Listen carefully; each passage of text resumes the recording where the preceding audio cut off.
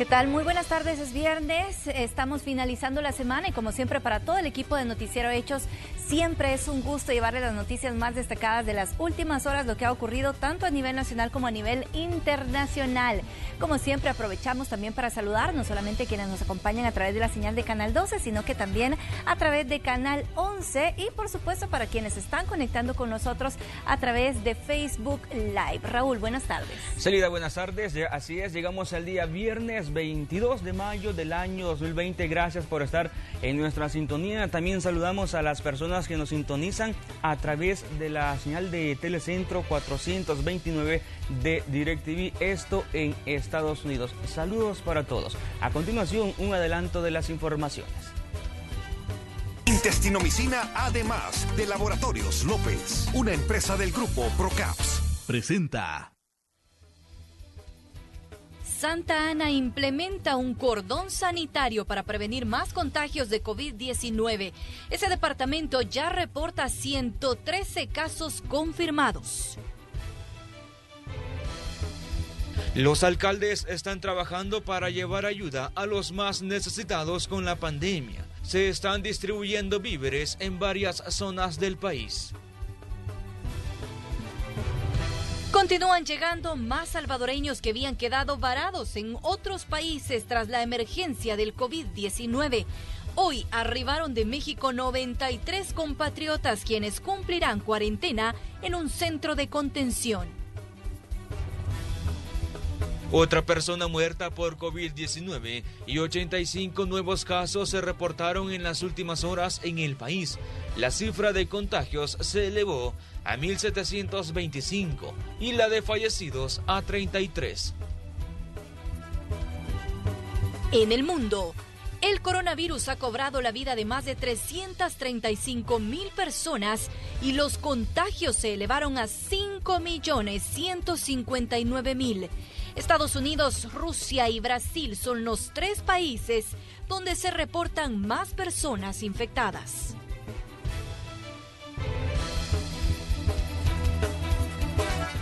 Intestinomicina, además de Laboratorios López, una empresa del grupo Procaps, presentó. Iniciamos con las informaciones de las últimas horas, estableciendo un enlace con el periodista Igmar Batres, quien se encuentra en el departamento de Santa Ana, donde hoy se implementó un cordón sanitario ante el incremento de casos de COVID-19 en la zona. Igmar ha conversado con la alcaldesa, también funcionarios, además con la población sobre estas medidas que se están implementando. Igmar, buenas tardes, adelante. Buenas tardes, gracias por estar en sintonía con nosotros. Estamos en la 8ª Avenida Sur, esto en el centro de Santa Ana, y es que donde nos encontramos se ha convertido en el foco de infección de este municipio, que al menos las cifras oficiales hasta esta hora revelan 53 casos positivos por el nuevo coronavirus. Lo cierto es que la alcaldía decidió poner un cerco sanitario aquí donde nos encontramos, 8ª Avenida Sur, y a mi espalda en la 15 calle Poniente. Esto abarca estas casas que se encuentran acá, que es donde habrían salido pues la mayoría de casos positivos por COVID-19 hace algunos días. Y también el panorama en el mercado, pues se logra ver una gran cantidad de personas que están circulando. Pero ¿qué dice la comuna santaneca al respecto? Escuchemos a continuación a la alcaldesa y también al encargado de Protección Civil. Que hemos cerrado la 8ª Avenida Sur y la 15 calle Poniente. ¿Por qué? Porque en esta zona, que es la zona del Mercado Colón, de la terminal, hay un rebrote y tenemos que proteger a toda la gente que vende y que tiene a todo este alrededor negocios. Entonces, por esa razón hemos cerrado aquí para poder proteger a la gente de un contagio. La decisión de cerrar ayer fue estudiada durante estos últimos 8 días, ya que los primeros 2 casos en el Mercado Colón surgieron prácticamente enfrente, en 2 lugares diferentes. El día de ayer a las 4 de la tarde pues se nos informa de un tercer caso en la misma cuadra, y eso sí, los protocolos también ya nos dicen de que podemos tomar una decisión de cerrar calles. Quiero decirles pues de que se cierran las calles, pero también Estamos trabajando en una concientización de las personas que han quedado ahí, pero también el día de mañana se van a dar víveres a todititas las personas de ese lugar que han quedado encerradas. Al menos en el Mercado Colón hay 2.500 vendedores. En estos próximos 10 días que estará el cordón sanitario, el primero que se implementa acá en la ciudad morena, pues se ha autorizado para que las personas se puedan dispersar en los alrededores y puedan seguir vendiendo sus productos siempre y cuando estos sean de consumo básico, es decir, frutas, verduras y también otros implementos de la canasta básica. ¿Qué dicen los vendedores al respecto de esta medida? Escuchemos a continuación. La situación es bastante dura porque hay compañeros de venta que no los han dejado salir, están en sus casas y pues esto nos tomó por sorpresa. Nunca nos esperamos este cierre así. Bastante, quizás a un 50% de lo que ya estaba, porque estaba bastante escasa la clientela. Porque si uno supiera eso, no se encuentra uno con un montón de ventas. Aunque las medidas de la alcaldía. Es correcto, ajá. ¿Cómo? ¿Qué la alcaldía no les dijo? No los avisó antes, y eso fue el error de ellos, pues, porque mire, si no toda esta gente estuviera en su casa descansando y todo eso. Pero ahora, por los próximos 10 días, ¿cómo va a ser? Mira, aquí lo vamos a ver cómo lo estacionamos, para mientras pasa todo esto, porque quiera si no, nosotros lo salimos de nuestras casas para poder sacar esta ventecita, y si no, es mentira, pues. Al menos hoy, día viernes, las personas que pueden salir a hacer sus compras son los DUI en terminación 7, 8 y 9. ¿Qué opinan los clientes acerca de la medida tomada acá en Santa Ana? Escuchemos a continuación. Pues bien, para mí está mejor porque sí es mejor para la salud de todos, de aquí de la ciudad. ¿Qué medidas de protección toma usted? Pues lo importante, lavar las manos, desinfectar las bolsas cuando llegamos a la casa, por la familia, ¿verdad? Y cada persona tenemos que ver también por cada quien de nosotros. Está bien, son medidas que tienen que tomarse para que no siga más propagándose este virus. ¿No lo afecta en ninguna medida? Afecta, pero igual hay que obedecer las leyes. Hay que obedecer. ¿Y tomar más medidas de protección? Sí, hay que tomar más medidas. Muy bien, la información que nosotros le tenemos a esta hora, le estaremos dando seguimiento a este cordón sanitario que estará vigente y de acuerdo a cómo avance la propagación del COVID-19 durante los próximos 10 días. Regreso a la señal al set principal. Buenas tardes. Muy buenas tardes, Ingvar. Gracias por tu reporte desde el departamento de Santa Ana. Continuamos. Y de acuerdo a datos oficiales, solamente en el municipio de Santa Ana se reportan 53 casos de COVID-19.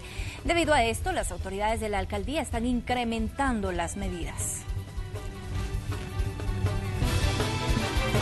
Y vamos a más información de las últimas horas, siempre hablando de las medidas que impulsan las alcaldías. Tenemos un enlace con Gerardo Borja, él se encuentra en el centro de San Salvador y es que en este lugar también continúa el cordón sanitario, incluso también hay otras iniciativas para prevenir los contagios de COVID-19. Gerardo, buenas tardes.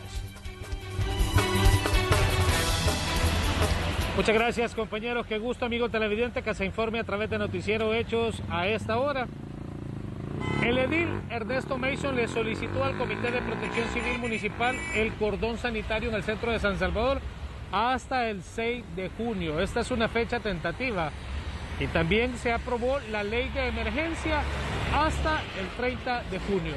Dentro del cordón solo podrán ingresar trabajadores quienes abastecen mercados, supermercados y farmacias, y así también los empleados bancarios y la ciudadanía que le corresponde, según su número de DUI, poder visitar cualquiera de estos lugares para poderse abastecer de alimentos o medicamentos.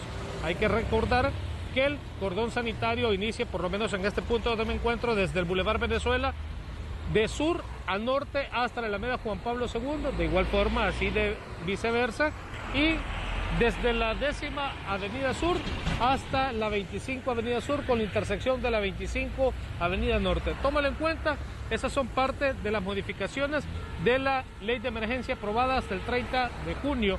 Y así el panorama a esta hora sobre el Boulevard Venezuela, bastantes vehículos circulando. Esto complica un poco debido a las personas que están buscando ingresar a esta hora a las inmediaciones del edificio 10, que este es uno de los puntos para poder acceder hacia el mercado central. Así que esa es parte de la información, compañeros. Con este informe y estas imágenes regreso con ustedes. Gracias, Gerardo, por tu reporte desde el centro de San Salvador. Ya nos mostrabas el panorama que se vive a esta hora de la tarde. Y en San Marcos se desarrollan diferentes acciones de beneficio para la población en el contexto de la crisis por coronavirus. Entre las medidas se incluye desinfección en el mercado, transporte gratuito para la población y entrega de canastas básicas para las familias que lo necesitan. En San Marcos se están ejecutando diferentes medidas para prevenir el aumento de casos de coronavirus. Las personas de la tercera edad, niños y mujeres embarazadas no pueden salir. Además, ante la falta de transporte público, han puesto a la disposición de los ciudadanos diferentes unidades que hacen un recorrido interno en la localidad. El Cuerpo de Agentes Municipales y la PNC los abordamos y los llevamos a sus casas, de tal manera que está restringida la circulación de las personas mayores, menores y embarazadas. De igual manera, a las 6 de la tarde queda prohibida la venta de bebidas alcohólicas y hemos facilitado también legalmente el transporte interno para que todos los ciudadanos puedan, de acuerdo a su número de DUI vigente para poder salir, puedan hacer uso del transporte interno de la zona baja y de la calle principal de San Marcos para ir al mercado municipal. La comuna también está desarrollando entrega de canastas básicas para familias de escasos recursos, como el caso de don Zacarías Sánchez, quien fue favorecido con el beneficio y que a sus más de 70 años no puede salir a trabajar como electricista. Sí, cuando trabajaba en electricidad, ahí trabajaba. ¿Y ahora con la cuarentena no puede? Hoy ya no puedo trabajar, sí. Ya no trabajo. Sí, y gracias, y yo le agradezco porque han traído esto, porque sí lo necesitamos. En total son 14,000 familias las favorecidas con los insumos, que también incluyen un kit de higiene. Todo esto pues con fondos municipales y a todas las familias de San Marcos. Como igual estamos asistiendo a las personas que fueron beneficiadas con el bono de $300 y que van a recibir la canasta, pero la canasta del gobierno, pero que para San Marcos están programados casi en el mes de junio. Adicional a esto, la comuna ha contactado al Ministerio de Agricultura y Ganadería para la entrega de 7,000 canastas adicionales, debido a la necesidad de alimentos que tienen las familias. Pero está bueno, está una bendición del Señor, ¿verdad? También, porque es bueno y está bueno lo que andan dejando en casa, así evitamos la salida. Ahorita que no tenemos un trabajo para poder traer las necesidades básicas a la casa nos ayuda bastante. Realmente podemos sobrevivir un poco por lo que nos están dando. En este municipio también se aplican medidas de desinfección para quienes ingresan al mercado municipal. Tatiana Funes, Noticiero Hechos. Vamos con información en desarrollo y nos enlazamos hasta la zona oriental del país con el periodista Bennett Castillo de nuestra aliada Morazán TV, quien nos tiene información de la entrega de insumos para desinfección que donó la alcaldía de San Salvador al edil de Arambala. Adelante, Bennett. Muy buenas tardes, así es, efectivamente nos encontramos en el municipio de Arambala, en la zona norte del departamento de Morazán, donde este día el alcalde de San Salvador, Ernesto Mason, entregó un importante donativo al alcalde de esta localidad, Mariano Blanco. Se trata de equipos de protección y de desinfección para prevenir contagios de coronavirus en este municipio. Vamos a escuchar a continuación las palabras del alcalde capitalino sobre esta importante entrega. Escuchemos. Mire, aquí apoyando al alcalde Mariano Blanco, que además de ser un alcalde, un colega alcalde, pues es un gran amigo, él y su hijo Mariano también, y aquí apoyándolo con insumos para prevenir el COVID-19, que le va a servir para desinfectar, pues tanto jabón que le sirve a la gente, así como también para desinfectar diferentes puntos, calles y lugares donde transita pues bastante población, especialmente cuando salgamos de esta cuarentena estricta. También hablamos con don Mariano Blanco, alcalde del municipio de Arambala. Él dice estar muy agradecido por la donación que ha recibido por parte del alcalde Ernesto Mason. Esto es importante con estas alcaldías, pues de que sí acumulan bastantes fondos propios por medio de los impuestos y que vale la pena que lo compartan con estos pueblos de acá, porque como ustedes lo saben, Morazán siempre es un departamento lo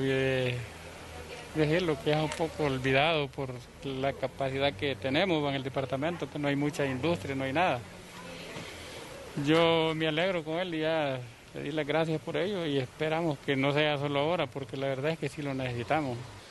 Es importante mencionar que en esta gira que ha realizado el edil capitalino en el oriente del país, de acuerdo a lo que nos dijo Ernesto Mason, son alrededor de 3 municipalidades del departamento de Morazán las que están siendo beneficiadas con este tipo de ayuda. También mencionó de 2 municipalidades del departamento de San Miguel. Esta era la información que teníamos a estas horas de la tarde. Regreso la señal a los estudios.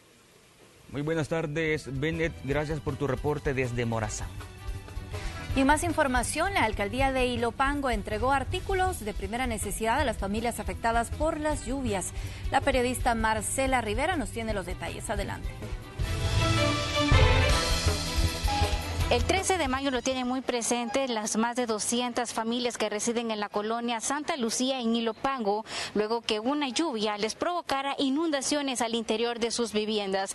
Tal es el caso de la familia Baires. Veamos. Como a las 8, parece algo así, ¿no? Muy seguro, pero de repente es bien pachito aquí, pero cuando hace 10 minutos, 5 o 10 minutos, se inundó todo esto adentro. Ahí está que no hallábamos qué hacer.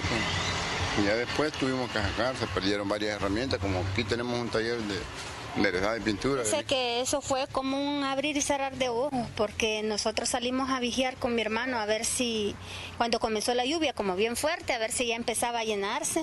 Y sí venía la correntada, pero no como nos imaginamos. Al ratito venimos de regreso y ya nos llegó hasta aquí de un solo, bien impactante para todos nosotros. Y es que precisamente a esas familias afectadas por las lluvias, la alcaldía de Ilopango les hizo la entrega de camas, cocinas y artículos de primera necesidad. Bueno, este día vamos a entregar alrededor de 40 camas. Hoy por la mañana iniciamos con la primera entrega a aquellos que salieron más afectados.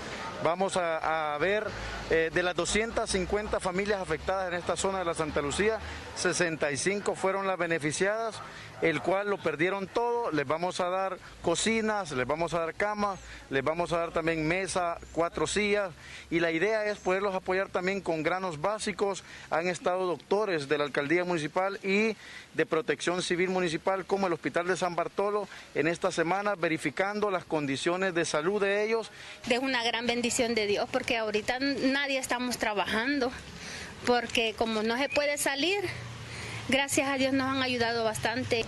Esas son parte de las entregas que se han dado por parte de la alcaldía de Ilopango a las 250 familias afectadas por las lluvias del pasado 13 de mayo acá, en la colonia Santa Lucía de Ilopango.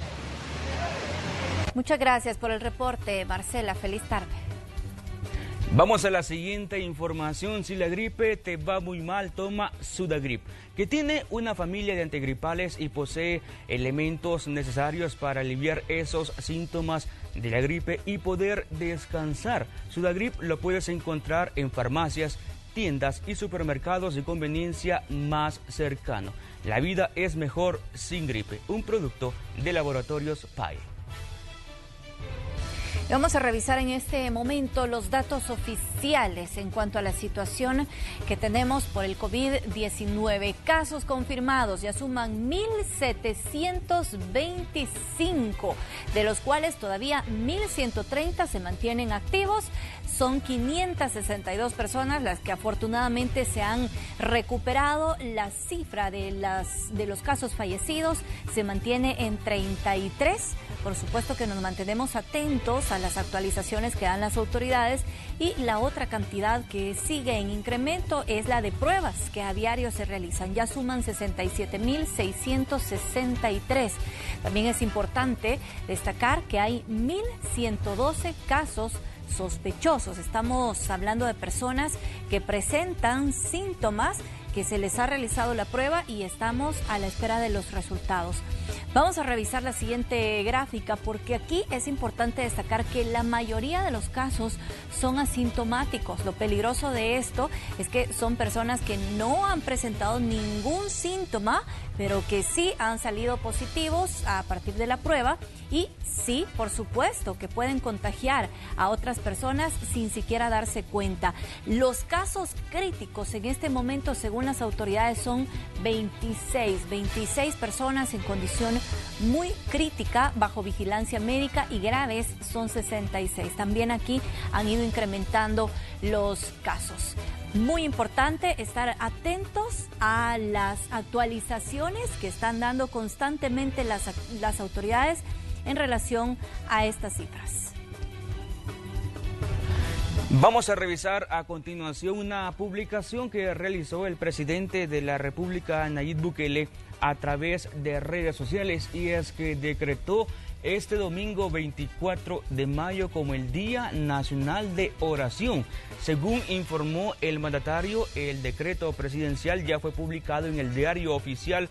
Su vigencia es legal y es en todo el territorio nacional. Aunque aseguró que es de cumplimiento voluntario, pidió a los salvadoreños unirse en oración este domingo a las 2 de la tarde para que Dios sane nuestra tierra y nos permita vencer la pandemia que está golpeando a todo el mundo entero. Y más información, 25 camas hospitalarias y 2.500 mascarillas N95 con válvula fueron entregadas al gobierno por parte de la Asociación Salvadoreña de Empresas de Seguros ACES. El equipo, valorado en $32.000, fue fabricado y certificado bajo las normas internacionales de la FDA. La gremial busca aportar a las autoridades y a los profesionales que trabajan para contener la pandemia del COVID-19. El tema de las camas hospitalarias es importante porque va enfocado precisamente a una de las 2 estrategias más importantes que hay que desarrollar contra la pandemia. Pero por otro lado, es aumentar las capacidades instaladas que tenemos como sistema sanitario también. Y son 25 personas que van a poder estar en una cama hospitalaria. No en un catre, en una cama hospitalaria, en un buen hospital. Y nosotros, con un principio de solidaridad, queremos venir y dar un apoyo este día como gremial. Y como sector asegurador, pues vamos a estar presentes, acompañando y ayudando a todos los salvadoreños en estos momentos difíciles. Y este día retornaron al país 93 salvadoreños que quedaron varados en México por más de 70 días debido a las medidas adoptadas por la pandemia del COVID-19. Llegaron al Aeropuerto Internacional San Óscar Romero, donde fueron recibidos por funcionarios de gobierno. Ha sido un proceso difícil porque estamos, en medio de esta pandemia, pero ya, gracias a Dios, nuestra gente está regresando y eso es lo que importa. Patria les da la bienvenida y en nombre del presidente Bukele, pues le damos gracias a Dios que este proceso ya se está acelerando para que todos y cada uno de nuestros compatriotas puedan regresar a Patria lo antes posible. De hecho, le hemos estado presentando esas imágenes de las personas que afortunadamente pueden regresar al territorio salvadoreño y hay que destacar que ellos tendrán que pasar por un periodo de cuarentena. Hay información en desarrollo, de hecho le estamos nosotros presentando en este momento esas imágenes de quienes están llegando en este momento al país. Y bueno, sabemos que han tenido que esperar varias semanas y este ha sido un proceso que se ha llevado a cabo por etapas, pero se han realizado, según las autoridades, todos los esfuerzos para que los compatriotas puedan regresar. Y bueno, como lo mencionábamos, ellos tendrán que pasar ahora por un periodo de cuarentena, tendrán que ser trasladados y estar bajo la supervisión también de las autoridades para poder regresar posteriormente a sus hogares. Escuchemos. Gracias. ¿Cómo ves? Mauricio Castellón. ¿Cómo ves estas medidas que está implementando el gobierno para repatriar a las personas? Bueno, yo creo que todas las medidas que ayuden a preservar la vida son buenas. solamente que no hay que olvidar que también el pueblo no solo necesita medidas para el coronavirus, sino también para la parte económica. Ese balance no es fácil y quienes están tomando las decisiones tienen un gran desafío por delante, pero por el momento lo han hecho bien, estamos contentos y agradecidos de estar ya acá en nuestro país. Solo vienen a cumplir 15 días más de cuarentena. Exactamente, eso es lo que hemos firmado, eso es lo que nos han dicho, y luego de esos 15 días pues podemos regresar a casa. Regálame su nombre y su apellido. Mauricio Castellón, un gusto.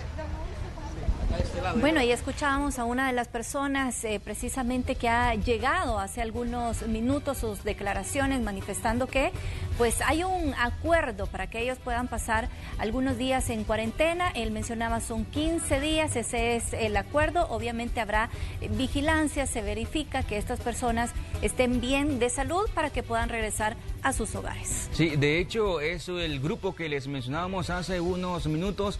De estas personas que habían quedado en México, son 93 salvadoreños que regresaron este día al país. En horas de la mañana llegó el vuelo procedente desde México, tal como se los mencionaba, luego de hacer este procedimiento con autoridades salvadoreñas que se encuentran en este país, y además, bueno, ahora van a realizar todo este proceso sanitario y también los protocolos sanitarios que se deben hacer. Van a pasar en cuarentena en las próximas semanas. Están llegando a esta hora de la tarde a un hotel capitalino donde se van a hospedar y tendrán todos los procedimientos que establecen las autoridades para poder verificar en primera instancia que obviamente no tengan o no estén contagiados posiblemente de COVID-19, y también protocolos que se hacen, obviamente protocolos sanitarios que se han establecido para poder minimizar el riesgo de contagio de esta enfermedad. Es información en desarrollo que les estamos llevando para los amigos televidentes de Noticiero Hechos. A esta hora de la tarde ya han llegado a este hotel capitalino para poder realizar todo este procedimiento. De hecho, en unos minutos también van a hablar las autoridades de Cancillería. Estaremos pendientes de todo lo que está ocurriendo en este momento. Y hay más información, y es que el presidente de Ghana, Nelson Guardado, hizo un llamado a los demás institutos políticos y a la Asamblea Legislativa para que se convoque a sesión plenaria lo antes posible y aprobar la propuesta de ley de emergencia y reactivación económica que presentó el gobierno.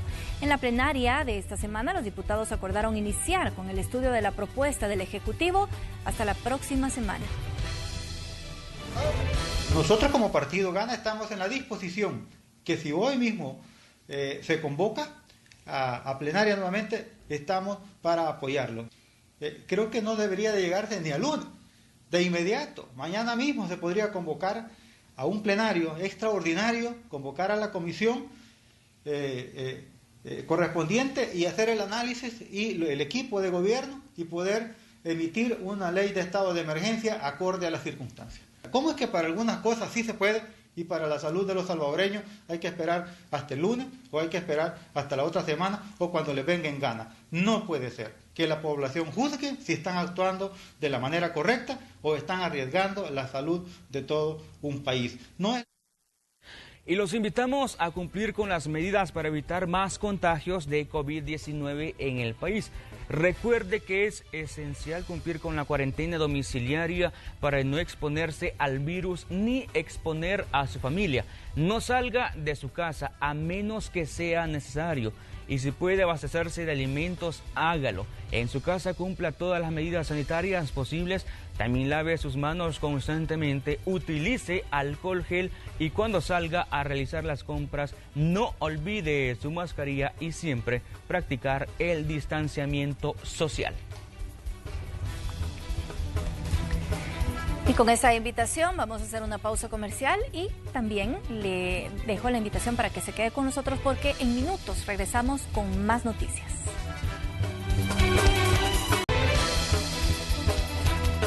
Hace unos minutos estábamos presentándole las imágenes de los compatriotas, los salvadoreños que están regresando este día al país. Ya está dando declaraciones la ministra Alexandra Gil, así que nos enlazamos nuevamente para escuchar sus palabras. Exteriores sino que también la oficina de la primera dama con el CONA, el Ministerio de Turismo, CEPA, Migración y otras instituciones que están directamente vinculadas para que todo este retorno sea no solamente seguro, sino que también cuente con el aval de nuestro socio principal en esto, que es el Ministerio de Salud Pública. Sabemos que el índice, que la curva está alta y nos tenemos que guardar. Somos más de 6.5 millones de salvadoreños y nuestro objetivo es cuidarlos a todos y cada uno de ellos, y nuestra responsabilidad como Ministerio de Relaciones Exteriores es velar por el bienestar de estas personas que por alguna u otra razón quedaron varados fuera de nuestras fronteras. No los hemos abandonado. Desde el día 1 nosotros hemos estado en contacto con ellos, les hemos provisto de medicamentos, les hemos proveído con alimentación, y con aquellas personas que no tenían a dónde alojarse, pues también el Ministerio les dio alojamiento. O sea, todo esto nosotros hemos invertido más de $200,000, que la cantidad, la verdad es que estamos salvando a seres humanos y estamos apoyando a seres humanos.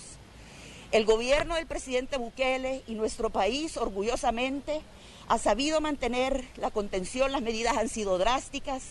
Yo sé que duele estar fuera de patria, yo sé que duele no poder regresar, pero también estamos frente a una pandemia que no nos dio tiempo para prepararnos y que nuestro sistema de salud está frágil. Hemos tenido que fortalecer a nuestro sistema de salud, hemos tenido que generar redes interinstitucionales, hemos tenido que organizar toda la alimentación para toda la gente más vulnerable que ha quedado aquí, que ahorita no puede trabajar. Hemos tenido que hacer gestiones diplomáticas, hemos tenido que trabajar con aerolíneas para que realmente respeten los compromisos que tenían con estas personas que no pudieron viajar el día que tenían contemplado por la pandemia. Y entonces hemos trabajado incansablemente para traer a estas personas. Hasta el momento hemos retornado a 320 salvadoreños y pensamos seguirlo haciendo hasta que todos y cada uno de nuestros salvadoreños que están varados en más de 80 países en el mundo regresen a casa. Muchísimas gracias otra vez por acompañarnos. Este es el grupo más grande que hemos recibido y lo recibimos con el corazón. El presidente Bukele me ha pedido y ha pedido a todas las instituciones que los tratemos dignamente, que les demos el mejor trato posible, el trato más seguro posible, y que nos aseguremos de que estas personas al retornar a sus casas en 15 días estén totalmente sanos, ¿verdad? Sabemos que la manera de contaminación del virus es pavorosa, y no solo es la persona infectada, sino que el virus tiene capacidad de infectar a muchos más, y eso es lo que nosotros estamos también tratando de evitar. Aunque las personas han estado fuera de patria, ¿verdad? Muchas de ellas por 3 meses, 2 meses, nosotros tenemos que garantizar de que estas personas estén totalmente sanas en cuanto a su salud física y mental, y que no haya ninguna contaminación del COVID-19. Muchísimas gracias, señores, otra vez por acompañarnos. Esto es grande para nuestra patria y lo recibimos, vuelvo e insisto, en patria, de parte del presidente. Ahí escuchamos Bukele, las declaraciones de la ministra de Relaciones Exteriores, Alexandra Gil, en torno a esta cantidad de personas que hoy llegan al territorio salvadoreño, y como bien mencionaba ella, se ha realizado todo el esfuerzo para que estas personas puedan pasar estos 15 días bajo algún nivel de observación y que puedan después de esos 15 días regresar a sus hogares. En más información de las últimas horas, representantes de bancos estatales de Bandesal, Banco Hipotecario y Banco de Fomento Agropecuario están en contra del decreto 642 aprobado por los diputados de la Asamblea Legislativa, que contiene medidas al sector agropecuario para garantizar la seguridad alimentaria en medio de la pandemia del COVID-19, de acuerdo al nombre de ese decreto.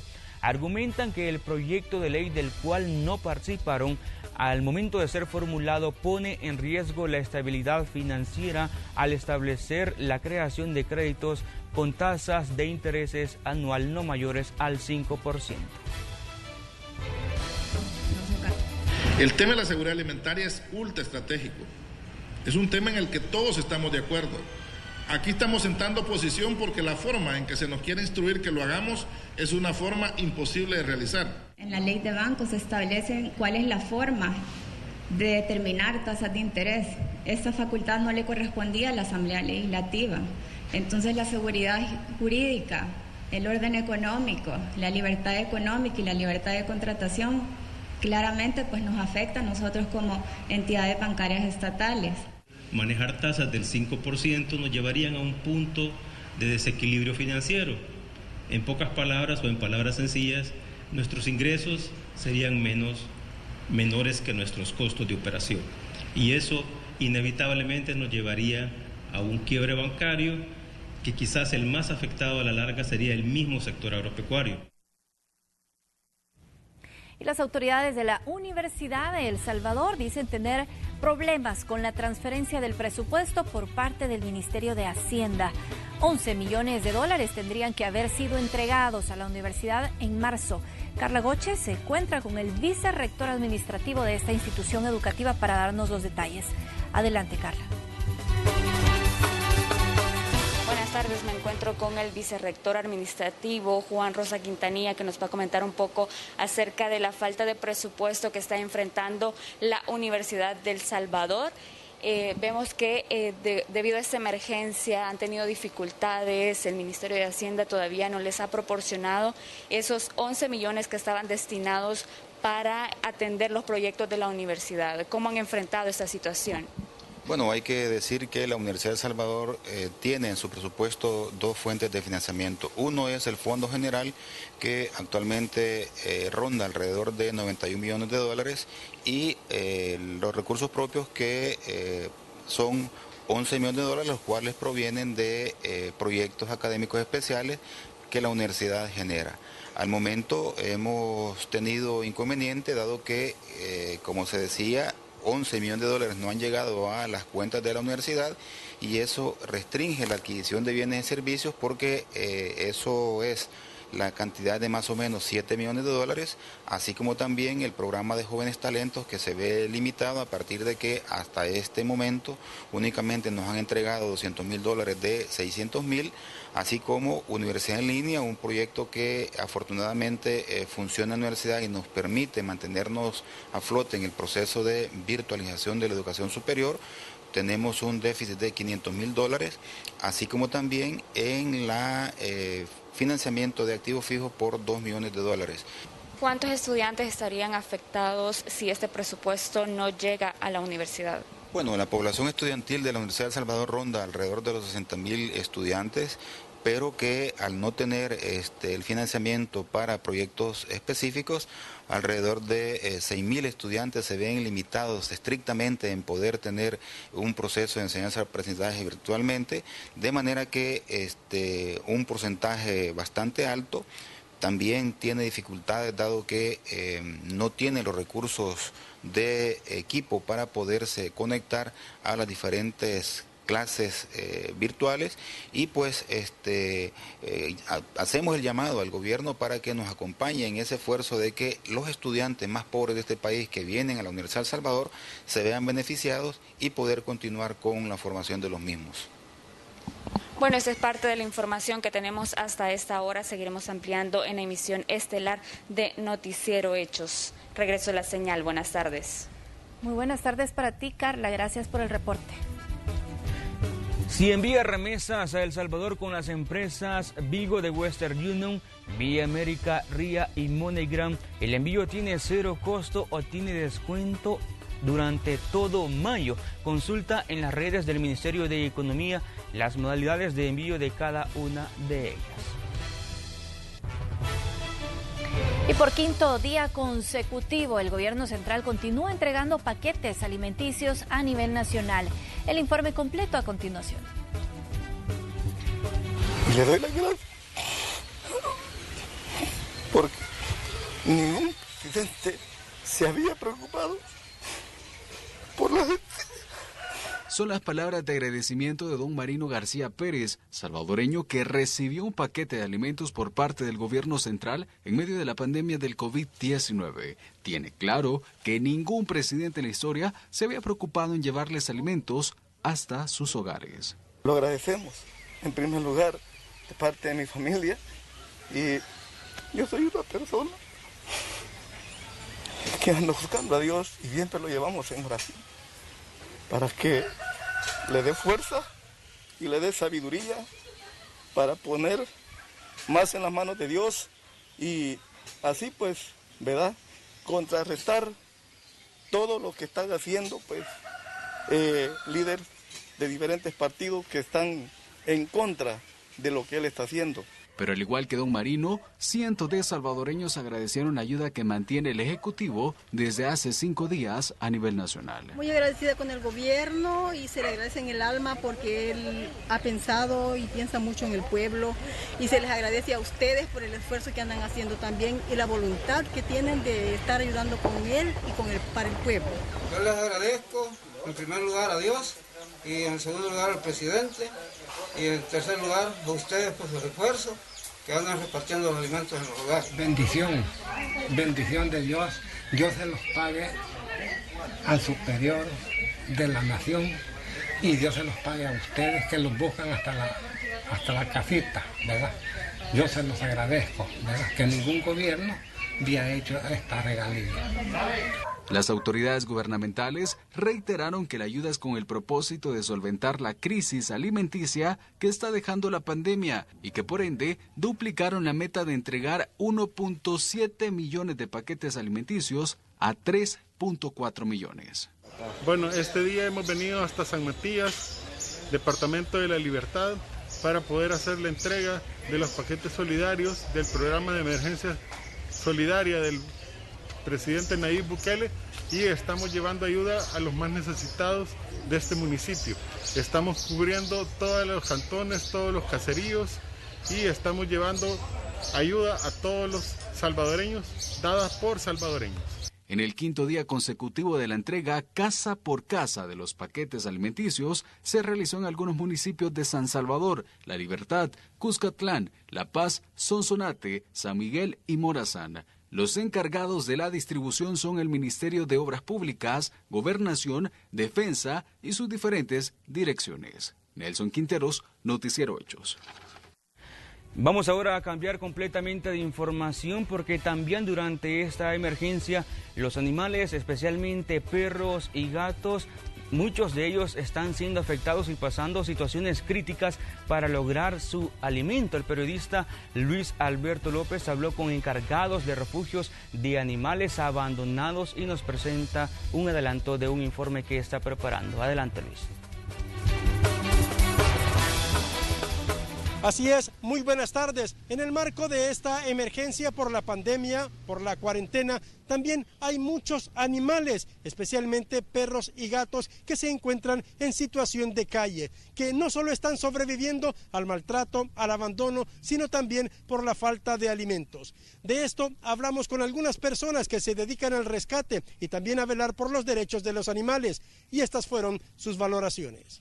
Tenemos casi ya 2 meses de estar en la campaña Pancitas Llenas, ¿verdad? Y hemos alimentado alrededor de 6,000 animales entre perros y gatos, ¿verdad? Lastimosamente muchos han fallecido ya por el hambre, porque los animales de la calle logran aunque sea un bocado durante el día de las personas que transitan, pero si no hay personas, entonces los animales no tienen que comer. Estos animales que están acostumbrados a vivir en la calle, al no haber personas que no los alimentan, porque por lo general, para poner un ejemplo, los parques están cerrados, la gente no puede salir regularmente, entonces hay gente que alimenta a estos animales, incluso en los mercados hay animales y andan buscando alimentos.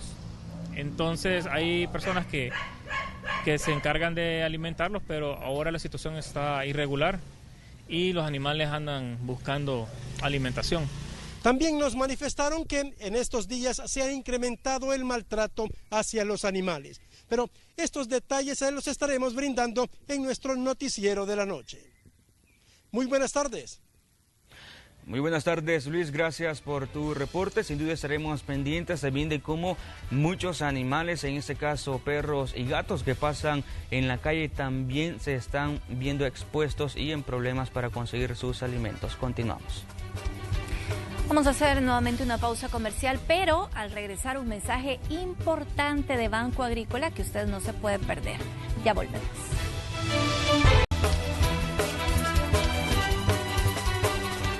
Reinventistas, personas valientes capaces de evolucionar para salir adelante. O en otras palabras, son aquellos que dividen su día entre ser papás, profesores, chef y artistas. Hoy todos somos reinventistas. Entra a www.reinventistas.com y descubre todo el contenido regional de la plataforma. Aquí te inspirarás para que puedas reinventarte hoy mismo. Aprenderás nuevos conocimientos que te ayudarán a ponerte a prueba. Reinventarás tu forma de darte a conocer al mundo y podrás disfrutar más historias de gente como tú. Es momento de cambiar el mundo para reinventarlo de nuevo. Banco Agrícola El Salvador nos necesita a todos. Continuamos.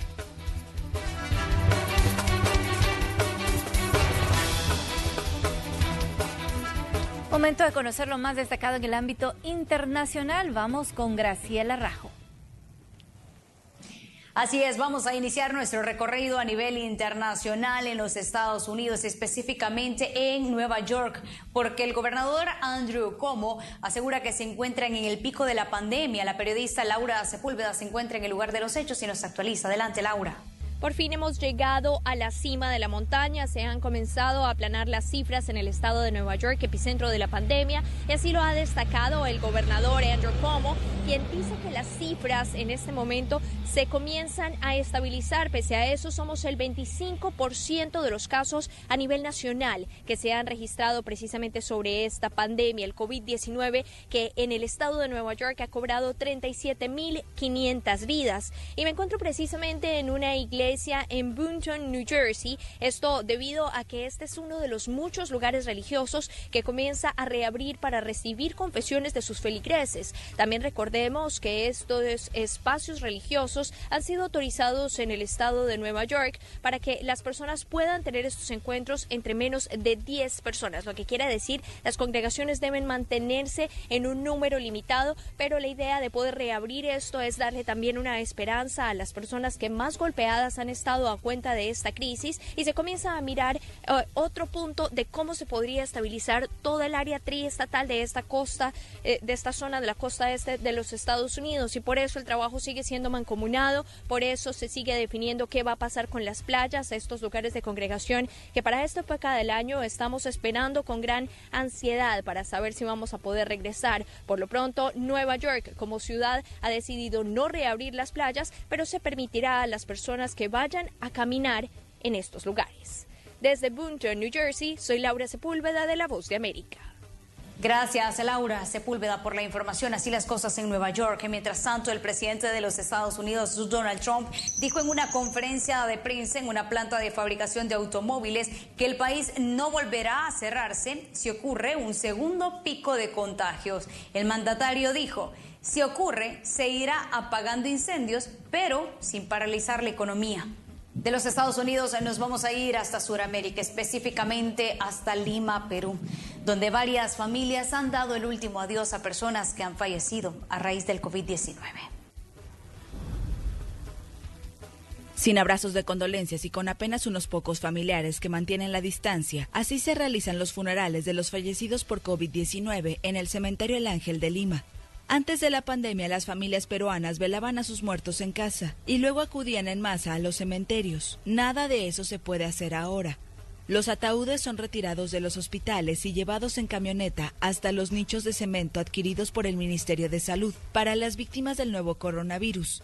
El cuerpo embolsado, desinfectado y sellado llega prácticamente directo al nicho, donde los familiares deben mantener una distancia de 5 metros de otras personas.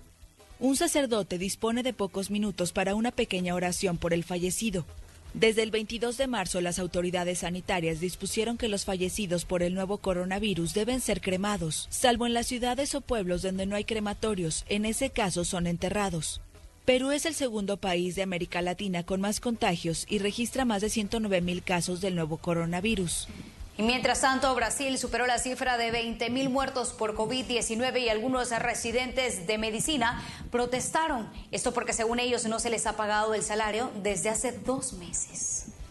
Los médicos en formación que trabajan en hospitales públicos de la capital brasileña reclamaron el jueves el pago de sus salarios, denunciando que no han recibido su sueldo por 2 meses. Nos sentimos completamente inseguros en medio de la pandemia. Tenemos un gobierno completamente inestable que no sigue las recomendaciones de la OMS. Brasil superó el jueves los 20.000 muertos por el nuevo coronavirus, con un récord de 1.188 decesos registrados en las últimas 24 horas. El balance ubica a Brasil como el 6º país con más fallecimientos por COVID-19 en el mundo. El gigante sudamericano es además el tercero en número de contagiados, con más de 310.000 casos, tan solo por detrás de Estados Unidos y Rusia. La pandemia se produce en un contexto de fuerte tensión política. El presidente Jair Bolsonaro se ha enfrentado a gobernadores, al Congreso y al Supremo Tribunal Federal por su postura contraria a las medidas de confinamiento por su impacto económico. Incluso 2 ministros de salud han dejado el cargo durante la emergencia. Opositores y críticos pidieron incluso la destitución del mandatario. Y mientras tanto, Ecuador atraviesa una situación económica sin precedentes mientras continúa el avance del coronavirus en ese país. Comentarles que el presidente ya anunció una serie de programas que pretenden llevar alivio a las familias. 150.000 ecuatorianos, óiganme bien, 150.000 han perdido su trabajo. Sumadas todas las guerras y desastres naturales que ha sufrido el país a lo largo de la historia, nunca llegaríamos a las pérdidas humanas y económicas que hoy vivimos. Sin embargo, el programa, que incluye recortes en el sector público por $4.000 millones y el reemplazo del subsidio a los combustibles por un sistema de fijación de precios basado en la internacional del barril de petróleo, ha recibido críticas de especialistas. Que estas medidas contraen la demanda interna, porque va a haber despidos, va a haber reducción de salarios, lo cual finalmente disminuye el consumo. Villacrés explicó cuáles debieron ser las acciones a tomar. Vea usted lo que se hizo en Estados Unidos, vea usted lo que se ha hecho en España, en Italia. Son países en donde se ha protegido la demanda interna. Hace 2 semanas, la Comisión Económica para América Latina advirtió que como consecuencia del COVID-19, la pobreza en la región pudiera llegar a un 34,7% este año, con cerca de 12 millones adicionales de desempleados. Néstor Aguilera, Voz de América, Quito. Y un verdadero calvario es lo que están sufriendo al menos 500 argentinos que se encuentran varados en Colombia, sobre todo porque las situaciones no son adecuadas para su subsistencia. Madres de familia, mujeres embarazadas, niños y adultos mayores forman parte del grupo de argentinos que han intentado gestionar un vuelo de regreso, pero el costo de los pasajes es otro problema. $600 por persona, ¿es eso o nada? Yo estoy en una lista de prioridad, supuestamente por mis 2 hijos que son menores. Y mientras esperan una respuesta concreta a su situación, se mantienen en contacto a través de un grupo de WhatsApp en el que coordinan la entrega de ayuda. Estamos recibiendo apoyo de muchos argentinos y queremos volver a casa. Las condiciones de supervivencia en Colombia son extremas para ellos, afirman en esta época de pandemia. Entre tanto, en la Oficina de Migración Colombia aseguran que suman esfuerzos para repatriar a los extranjeros a su país. Son parte de las noticias que tenemos a esta hora acerca de Latinoamérica. Volvemos más adelante hablando de Europa.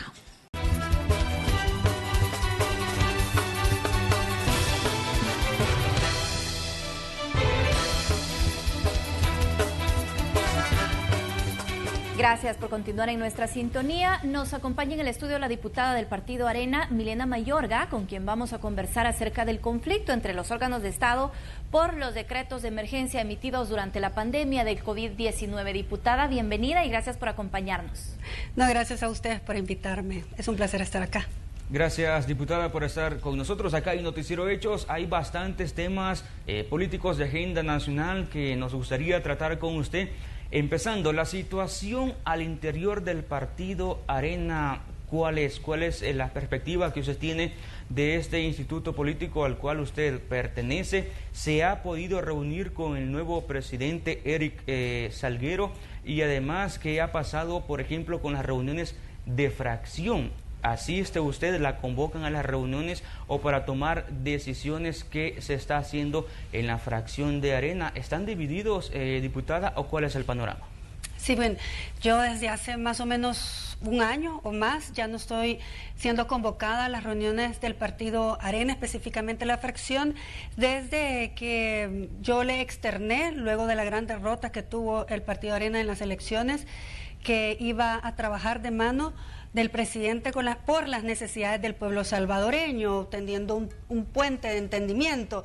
Y subí un video, que fue un video que yo elaboré durante la campaña, donde salí en el centro histórico. A raíz de ese video, desde ahí empezó una carrera con muchos obstáculos, pero que gracias al apoyo del pueblo salvadoreño, pues estoy hasta acá en este día. Sin embargo, estoy trabajando prácticamente independiente, y es así como he logrado poder no solamente señalar todo lo oscuro, todos los pactos de corruptos que se hacen en la Asamblea Legislativa.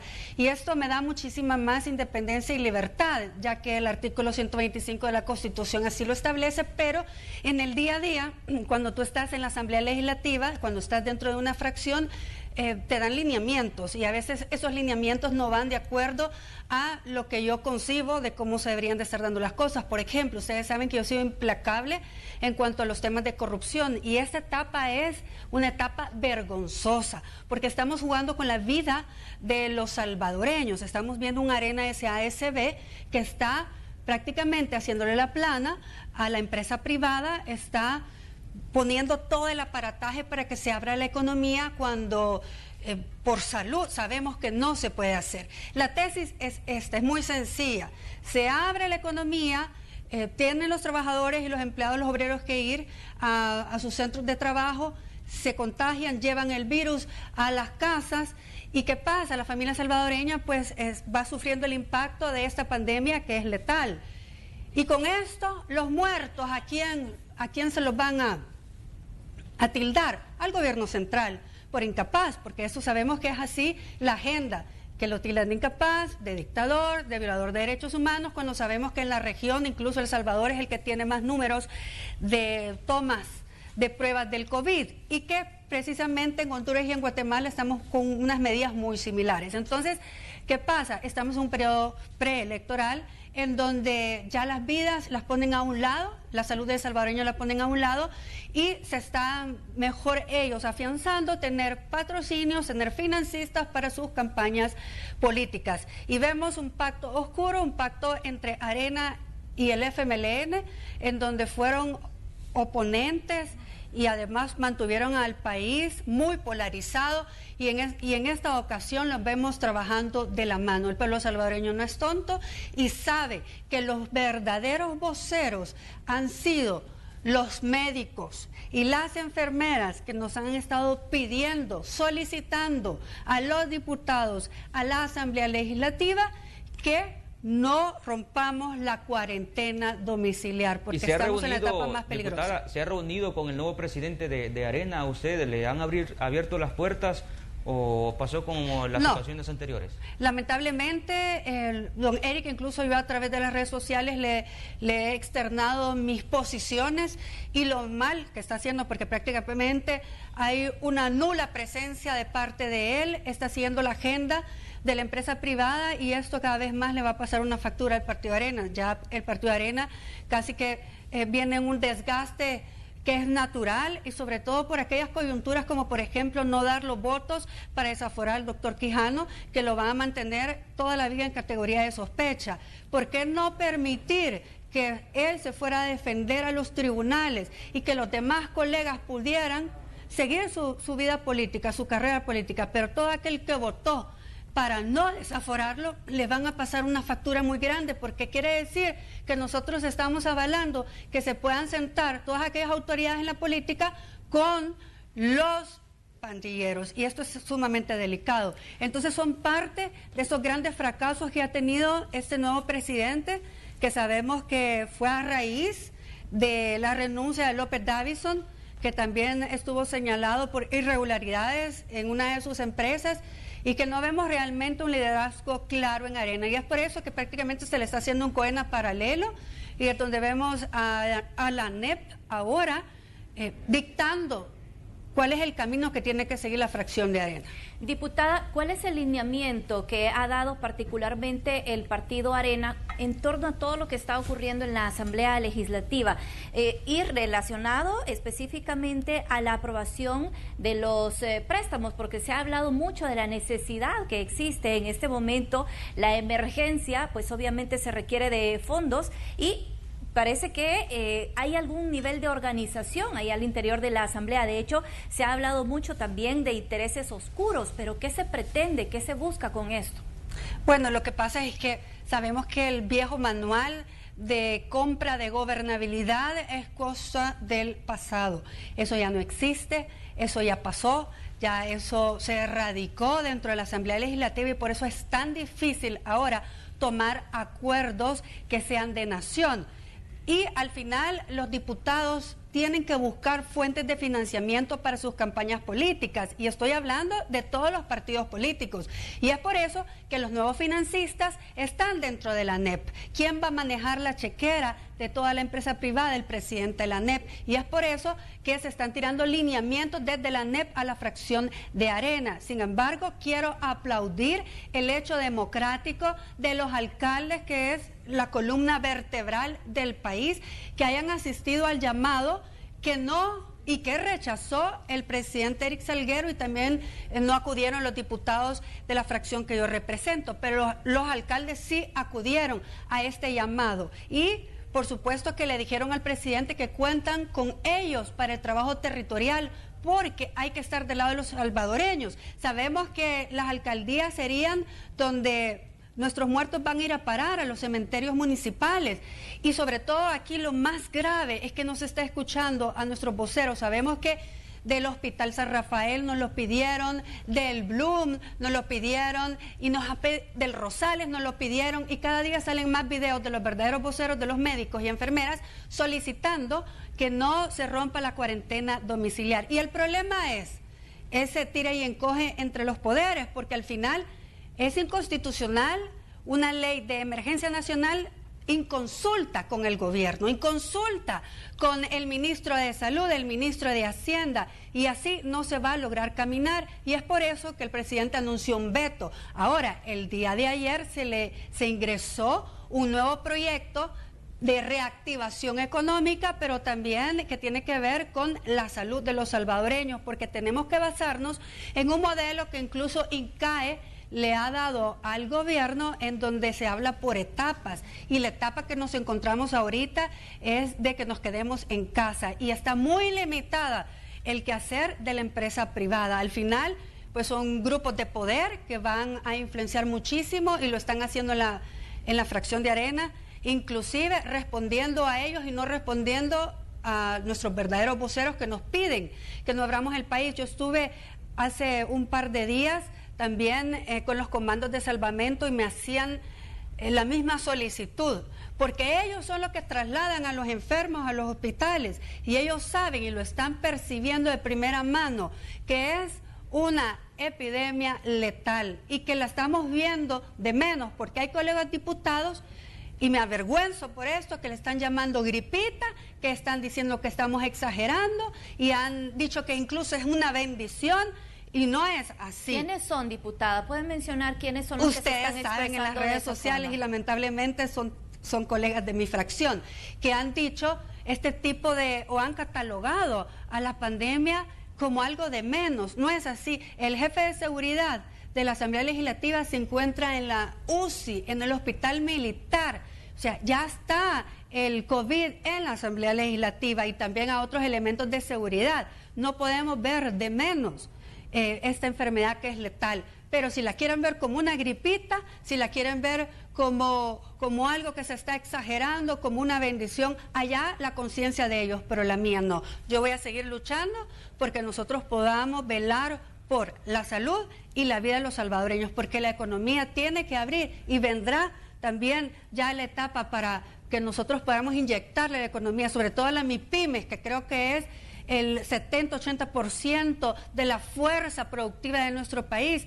Y saben que para ellos van los primeros créditos. Ahí está, 389 millones de dólares por aprobarse en la Comisión de Hacienda. Pero el día de ayer nos convocan a una plenaria en donde solo se abordaron prácticamente temas bien volátiles, sin sentido, es decir, pronunciamientos, nos hacen perder el tiempo y además nos exponen también al virus. Y no se convocó a la Comisión Política para tomar una decisión en cuanto a la Ley de Emergencia Nacional, no se convocó también a la Comisión de Hacienda para poder abordar este tema y otro que es muy importante, que es el de las pensiones, porque la gente está solicitando poder acceder a tu ahorro de pensiones. Pero es donde vemos dónde está la prioridad de los diputados que no van a caminar, porque en esta ocasión ya no existe el hombre que pasaba por la Asamblea y que pagaba la gobernabilidad. Hoy estamos viendo que es otra etapa y ellos están buscando esas fuentes de financiamiento. Diputada, dado las denuncias que usted está realizando, ¿ha pensado renunciar del partido Arena y quedarse como, no sé, diputada independiente dentro de la Asamblea Legislativa mientras termina ese periodo? Estamos a 9 meses de las elecciones. Incluso veía esta semana que usted posteaba una pregunta en sus cuentas de redes sociales si se inscribía o no al proceso interno de Arena, pero ¿ha pensado renunciar por todas esas denuncias de irregularidades que usted está denunciando en este momento o piensa seguir en este partido político? Ustedes saben que existe un candado legal, un candado incluso hasta corrupto, que nos impide a los diputados poder renunciar y tener una candidatura por otro partido político. Incluso como independiente sería de irlo a pelear al Tribunal Supremo Electoral y a la Sala. Por ende, estoy amarrada. Sin embargo, yo quería escuchar el sentir de la población a través de esta encuesta que ya finalizó en Twitter, pero que en Facebook todavía está activa. Y lo más sincero que me dicen las personas es que mejor me espere 3 años, que no continúe en el Partido Arena, que ellos están muy de acuerdo con mi trabajo, pero que ya no me quieren ver dentro de un partido que le ha hecho mucho daño al pueblo salvadoreño y que está en un desgaste que no se quiere dar cuenta que cada día va peor. Es decir, hay oportunidades con cada presidente que llega, hay una oportunidad de poder evolucionar, pero cada decisión que se toma en la Asamblea Legislativa es peor que la otra. Por eso quería escuchar al pueblo salvadoreño y estar seguro qué es lo que quieren que yo tome como decisión, aún así que esto me conlleve a no poder participar en las próximas elecciones, que va a ser un pesar, por supuesto, porque al final es una lucha contra la corrupción, pero la corrupción también tiene poder y los poderes están enquistados en todos, no solamente en los gremios de los médicos, porque ya vimos que también hay una asociación de médicos que se ha pronunciado en contra de todo lo que dice la red de hospitales nacionales, pero también la empresa privada, entre más. Son los poderes fácticos y cuando tú tocas el poder, ellos se reacomodan y lo que hacen es defenderse. Diputada, por ende, también existe esta ley que no me... En Arena hay un proceso interno en contra de usted y otros 3 diputados, de igual manera, que entiendo que hasta este momento no se ha solucionado en este tribunal interno del partido político. Entiendo que también estaría amarrada su participación para el año 2021,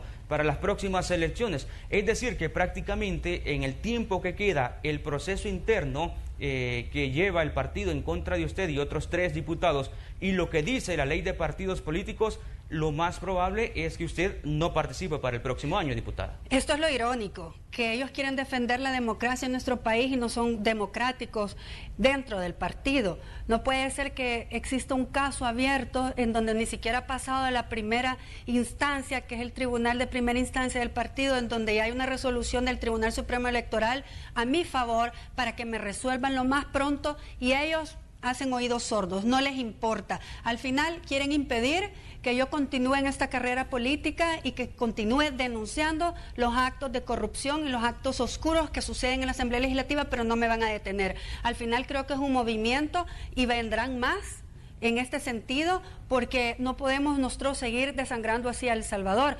No sé qué va a pasar con mis otros colegas diputados, pero en lo personal no tengo ninguna resolución y esto me imposibilita poder ir a otra instancia. Y esto obviamente ya lo han pensado así. se hablaba de que nos iban a tener a fuego lento y seguro me darán una resolución luego que pasen las internas del partido. Pero si hay mucha zozobra dentro de los mismos colegas diputados que no saben si van a salir electos, ¿por qué? Porque nosotros podemos percibir el malestar que tiene la población, de la clase política, de los diputados en general y específicamente del partido que yo represento. Lo vemos en cada votación y lo vemos ahorita con una actitud mezquina de defender los poderes fácticos y no la vida, porque al final todos saben que cuando tú eres empleado tú tienes que trasladarte a la empresa donde tú trabajas y te vas a exponer, y estamos en la peor fase del virus en nuestro país. Así que yo seguiré defendiendo lo que yo creo, a pesar de que esto pues me está dando ya consecuencias nocivas, como es quizás que no me voy a poder reelegir.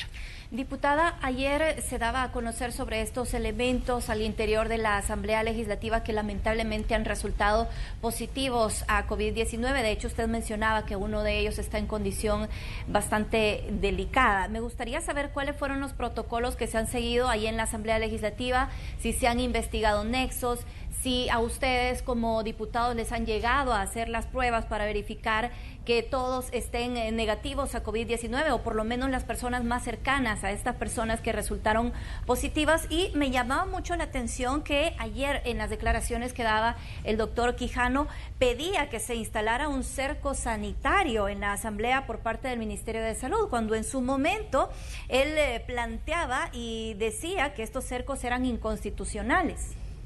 Lo que pasa es que cada vez que ves que el virus está más cerca entras en pánico y entras en temor. Yo había venido proponiendo medidas más como estrictas sanitarias dentro de la Asamblea Legislativa. Es más, fui la primera que usé mascarilla, luego mi careta, y yo he tenido prácticamente un protocolo personal para poderme cuidar a mí y a mi familia. Ahora estamos hablando de hacer las plenarias virtuales, como están haciendo en Estados Unidos y en otras partes del mundo, que ya empiezan diputados a dar positivo. Ya el virus está ahí en la Asamblea Legislativa y lamento mucho, y este mensaje también de solidaridad hacia la familia del jefe de seguridad. Sin embargo, lo que pasa es que esto sucede, tal vez nos llega a sensibilizar más en la Asamblea Legislativa, porque ahora los médicos no solamente están luchando contra la pandemia, sino que contra las malas decisiones que están tomando los diputados con respecto a todos los insumos que se necesitan en la red hospitalaria. Y vuelvo a insistir una vez más que podamos nosotros empezar, porque no se ha ratificado ni un crédito, empezar a ratificar los primeros créditos, porque este dinero no solamente va a ir para los hospitales, sino que también va a ir para las alcaldías. Un 30% del primer crédito de 389 millones de dólares. Hablaba yo hace poco con Nelson, con nuestro ministro de Hacienda, y me decía que ha conseguido alrededor de 900 millones en diferentes organismos, pero que tenemos que proceder a ratificar para que ese dinero no esté todavía disponible para El Salvador. Así que yo lamento mucho, pero tal vez el hecho de que cada día está más cerca el COVID, que hay 2 personas positivas en la Asamblea, puede hacer que toque el corazón de los diputados y que escuchemos a nuestros médicos y a nuestras enfermeras que nos dicen que por favor no rompamos la cuarentena domiciliar, y que escuchemos a la población que nos solicita que apoyemos al gobierno central. Diputada, y sobre el protocolo que se siguió, le consultaba si por lo menos las personas que tuvieron relación cercana, que estuvieron cerca de estas personas que resultaron positivas, ¿se les ha realizado la prueba? Yo el día de ayer manifesté a través del Twitter que es importantísimo que vayan tras los nexos, quienes están en contacto o estuvieron en contacto cercano con las personas que han dado positivo, y una de ellas está muy grave en el hospital militar. Así que me imagino que será el Ministerio de Salud quien tendrá que ir tras esos nexos y nosotros tomar las medidas pertinentes, porque hay colegas que ni siquiera usan mascarilla, ahí no hay distanciamiento social. Estamos representados todo el país, de todos los departamentos del país, más incluso los colegas periodistas que también van al recinto, visitas, entre otros. Y se niegan colegas a usar mascarilla, que es algo como tan que lo tienes que hacer. ahora ya es obligación. Bueno, ahí estamos viendo un colega de la Junta Directiva que no usa mascarilla y así, porque creen que es una gripita, pero ya otro colega que no ocupa mascarilla, ya el virus está en la Asamblea Legislativa y es una exhortación al diputado Mario Ponce que por favor sea más riguroso, incluso con un protocolo al ingreso de la Asamblea Legislativa. ¿Saben por qué? No solamente es por los diputados, que sabemos que somos la clase política más odiada, es por nuestras familias, es por los empleados de la Asamblea Legislativa, que es una comunidad bien grande y que se encuentran preocupados también. Todos estamos expuestos, el pueblo salvadoreño está expuesto y es por eso que yo constantemente me he detenido a escucharlos y a pronunciarme, porque ahora vale más la vida y la salud que lo económico. Ya vendrá esa etapa y por supuesto que ratifiquemos los préstamos, que también esto tiene que ver mucho con la reactivación de la MIPYMES e inyectarle, porque la micro, la mediana y la pequeña empresa son las que más necesitan ahorita también que se le inyecte económicamente para que puedan sobrevivir. Diputada, la llegada de Javier Simán a la presidencia de la ANEP afectó a su criterio los acuerdos que ya tenía el Ejecutivo con las anteriores autoridades de la gremial de empresarios, y debido a eso se ha dado todo este inconveniente durante la última semana, prácticamente enfrentamiento entre el Ejecutivo y los diputados. ¿Cree usted que Javier Simán está afectando esta relación, estos acuerdos que ya se tenían? Bueno, lo que pasa es que Javier representa, y sabemos que fue candidato en las internas del Partido Arena. Él tiene este nexo con el Partido Arena y creo que tal vez su carácter también no ha abonado muchísimo a una buena relación con el Ejecutivo. Veíamos una carta que también anduvo circulando de antiguos presidentes de la ANEP, solo faltó Tony Saca que la firmara. Sin embargo, esa muestra o esa reunión que hubo en Capres de algunos empresarios que son empresarios de mucho peso en la región centroamericana, no solamente en el país, sino que en la región centroamericana, exhortándole al presidente también las necesidades de sus gremios, de sus empresas. Y se un acuerdo muy positivo que era el 6 de junio empezar a abrir la economía gradualmente y de acuerdo a los protocolos de salud. Esta es la línea de trabajo, tiene que ser en coordinación, en armonía, pero no negándonos a ir a una reunión en Capres, porque hubo 2 reuniones que no asistió el Partido Arena y escuchamos al presidente Arena, que fue muy tajante en decir que no lo aceptarían, que ellos iban a proponer una ley. No es así como va a caminar el país.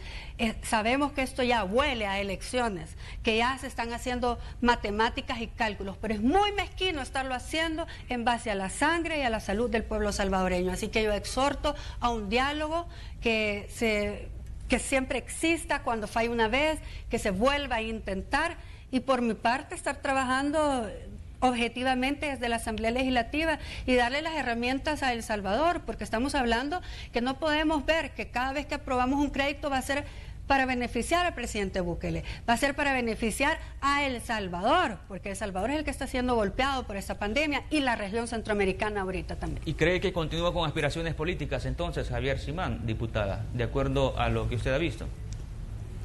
Bueno, él tenía sus aspiraciones políticas como cualquier salvadoreño la puede tener.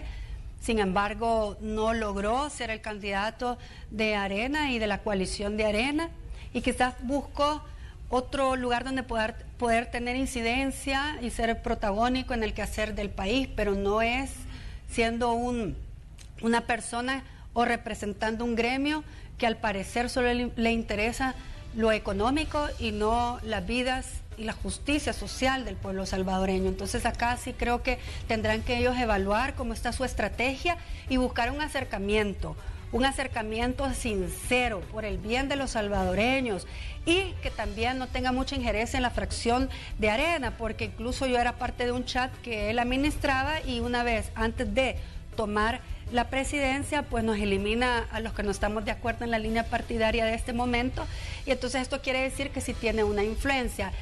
Yo le sugeriría que él siga el camino para poder liderar la empresa privada, pero sobre todo que tengan ese servicio social, ese sentido humano, y que ahorita en este momento pensemos más en la vida de los salvadoreños que en ganar dólares. Diputada, ¿qué opinión le merece las declaraciones del presidente cuando dijo que iba a priorizar el salario de los médicos, de las enfermeras, antes incluso que el de los diputados? Y hubo varios diputados que pusieron a disposición su salario. Bueno, escuchamos a un presidente que dijo que si no alcanzaba, porque sabemos que nosotros sobrevivimos en base a los impuestos que pagamos los salvadoreños y a las remesas, que ya cayó un 40% el ingreso de remesas en nuestro país. Si no aprobamos los créditos y hacían falta recursos, primero iba a ser el pago para los héroes, para nuestros médicos, nuestras enfermeras, la policía, para las Fuerzas Armadas, y yo estoy de acuerdo con eso. Incluso le dije que primero es el sueldo de ellos que el mío. Y creo que al final este es un llamado a la conciencia de los diputados para que trabajemos de la mano y pensando primero en el pueblo salvadoreño. Fue como un llamado de advertencia para que abramos los ojos y que nosotros le podamos dar los recursos que ya empiezan a llegar a la Asamblea Legislativa para que se ratifiquen. Pero como vemos, podemos pasar viernes, sábado, domingo, hasta el día lunes que va a trabajar la Asamblea Legislativa y que espere el COVID. El COVID puede esperar. Es decir, esto no es así. El COVID no espera que nosotros tomemos decisiones y es lamentable esa pasividad, esa negligencia de la Asamblea Legislativa y de no aprobar las cosas rápido en el tiempo preciso, porque así como anda El Salvador tras ese dinero a nivel internacional para pedir estos créditos, así está la región también y nos vamos a quedar sin ese apoyo que va a ser muy necesario. Muchos diputados argumentaban o están argumentando de que ya no dieron su respaldo a las propuestas que está presentando el gobierno porque el Ejecutivo no ha sido transparente en la forma en que se han manejado los recursos y el manejo también de la pandemia del COVID-19. A su criterio, ¿el gobierno ha sido transparente o no ha sido transparente en la forma en cómo se han manejado estos temas? Bueno, tengo entendido que ya hay 3 informes que llegaron el jueves pasado a la Asamblea Legislativa y que no se le dio ingreso. Ya está en la Asamblea Legislativa, se tendrán que analizar, pero son informes.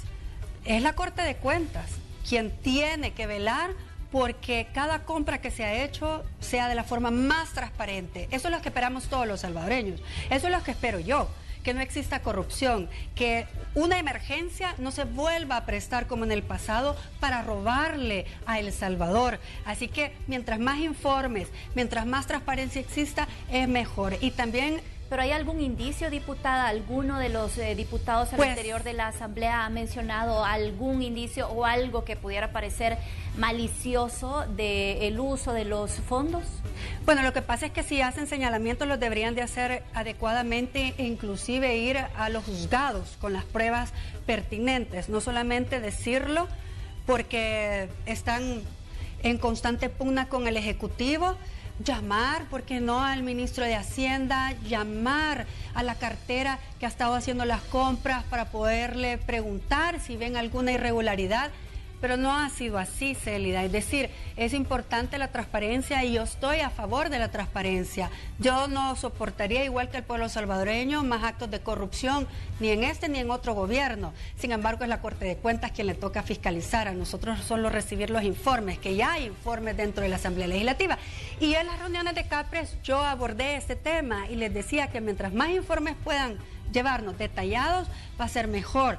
Aún al principio de esta emergencia, ellos pedían tiempo para poder presentar los informes, no se les dio tiempo y han estado llegando a la Asamblea Legislativa los informes.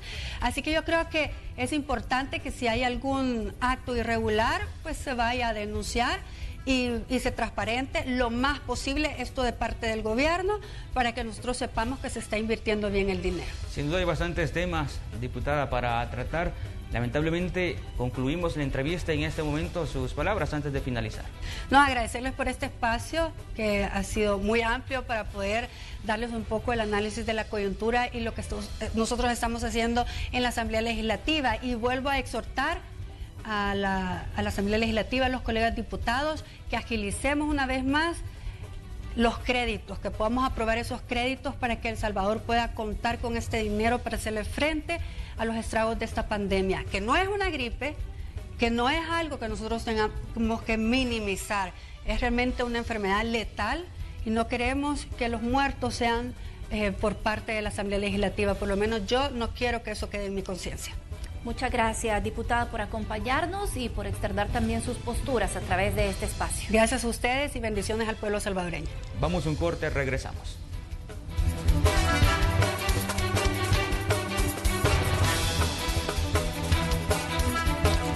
Solubles y gel Capsa M y PM. Sigue con Hechos de la Tarde. El 12 va con vos.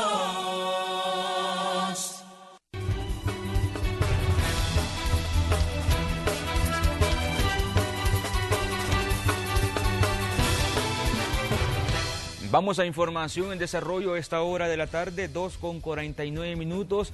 El ministro de Salud está dando una conferencia de prensa. Ahí se encuentra nuestro compañero Néstor Hernández dándole cobertura a esta actividad. Recordemos que, están actualizando información, por ejemplo, de la atención de casos de COVID-19. En este momento, la temática que están tratando el funcionario y además otros invitados en la conferencia es que el gobierno está recibiendo el donativo de 1,000 caretas de protección para el personal de salud que combate la pandemia del COVID-19. Ahí se encuentran, el ministro, tal como se los manifestaba, además el subsecretario de Innovación también se encuentra en esta conferencia de prensa. Escuchemos.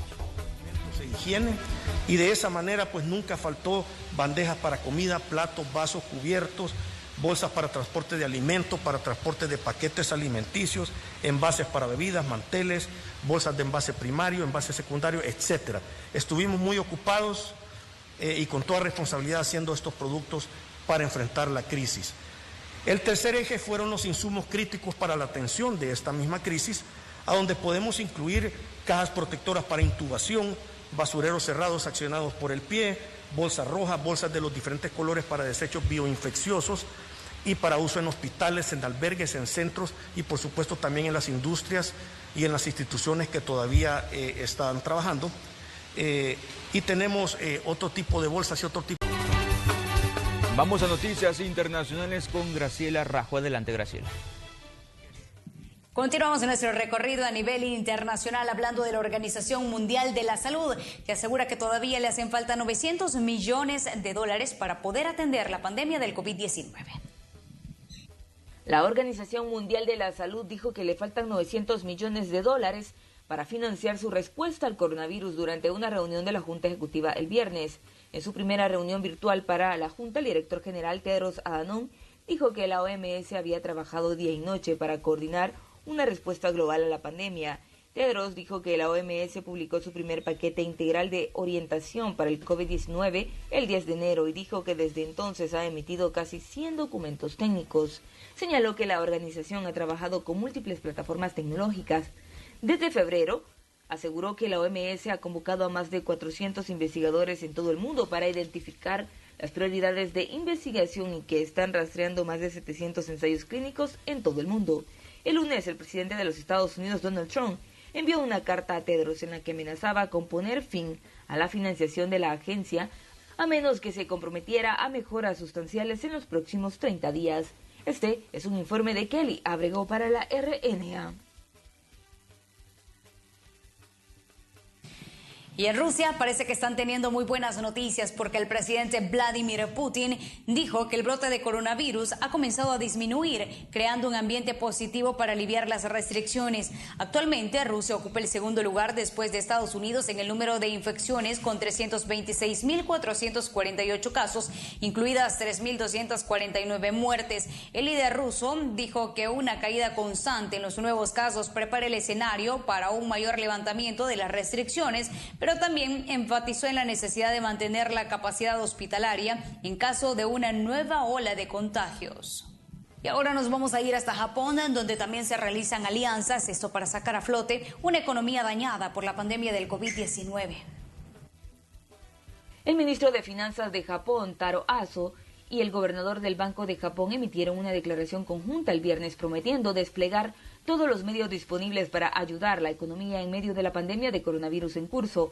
La tercera economía más grande del mundo se ha hundido en la recesión, luchando contra el consumo estancado, disminuyendo el turismo y hundiendo las exportaciones. En declaraciones a los periodistas después de emitir el comunicado, Aso dijo que el gobierno y el Banco de Japón deberán considerar cómo salir de la situación económica actual, pero que la recuperación sería limitada sin una recuperación económica en el extranjero. El Banco Central de Japón dijo que proporcionará unos 30 billones de yenes a los bancos para financiar a pequeñas y medianas empresas que luchan contra las dificultades económicas causadas por la pandemia de coronavirus. Este es un informe de Kelly Abrego para la RNA. Y ahora vamos a hablar del ciclón Amphan que ha golpeado Bangladesh y la India, dejando a su paso a más de 82 personas fallecidas. Se trata del ciclón más poderoso que ha golpeado a estas naciones en más de una década. Su paso además causó inundaciones, deslizamientos y numerosos cortes en el servicio de electricidad. De acuerdo con las autoridades, las evacuaciones de más de 3 millones de personas previas a la llegada del fenómeno fueron la clave para salvar miles de vidas. Y en varios países ya se está hablando acerca de la reelección de Donald Trump como candidato a la presidencia de los Estados Unidos. Cuba ha dicho que esto sería fatal.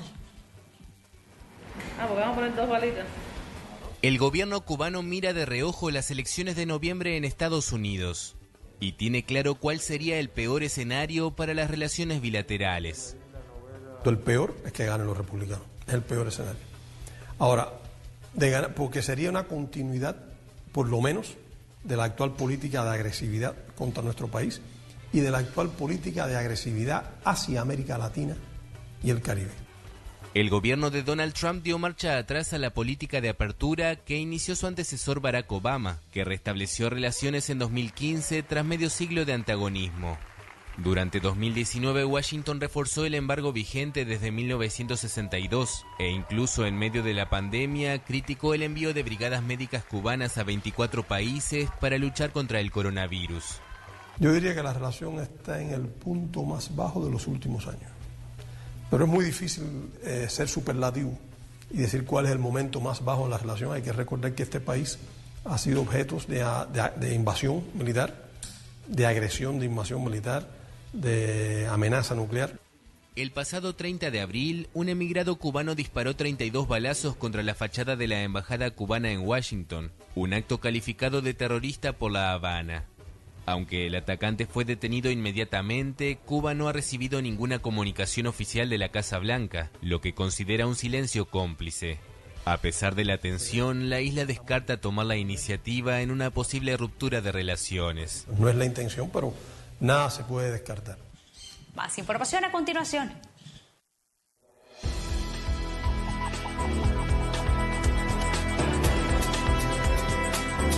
Las evaluaciones de daños continuaron en Michigan días después de que la falla de 2 represas causó inundaciones generalizadas y obligó a miles de personas a evacuar. El gobernador de Michigan declaró el estado de emergencia y les dijo a las personas en las áreas afectadas que se fueran a un lugar seguro. Una fuerte tormenta provocó inundaciones repentinas en el sur de China, en Guangzhou. El video proporcionado por los medios locales muestra vehículos arrastrados por las inundaciones y una estación de tren sumergida. El distrito de Shenzhen suspendió las clases. Afortunadamente, no se reportaron víctimas. Estudiantes graduados de una escuela secundaria local de ciencia y tecnología en Tawi, en Metro Manila, asistieron el viernes a la llamada ceremonia de graduación cibernética con la ayuda de robots creados por el propio equipo de robótica de la escuela, en medio de las restricciones de distanciamiento social debido a la crisis del coronavirus. Este es un informe de Kelly Abrego para la RNA.